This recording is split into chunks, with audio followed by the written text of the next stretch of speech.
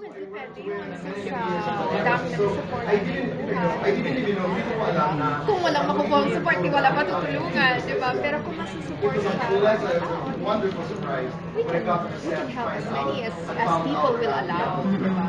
How simple can someone help? Just by making the choice to buy water, making the choice to buy medication. It's a very easy proposition. Kumbaga, once they buy, the proceeds will go to... The profits of Friends of the Poor will go to the school. How many schools are we targeting?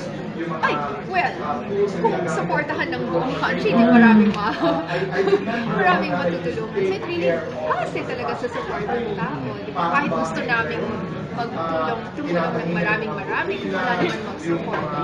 Wala. President, paano po kayo napapayag to join this project?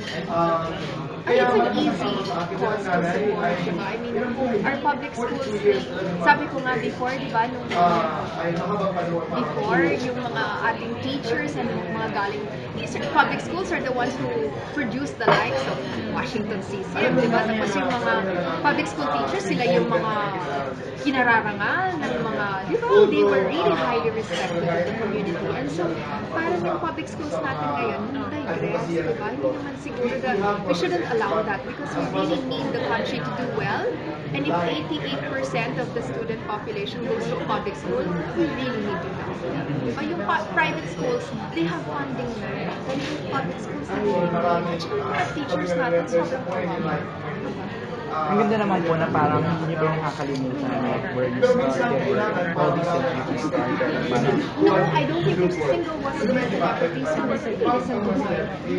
There's not a single one of them that has forgotten where they come from. As a result, they've been so heroic in lending their star power to help them. Can you invite everyone to support your campaign? Oh yes, please.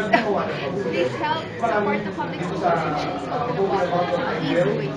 It's an easy way to do it.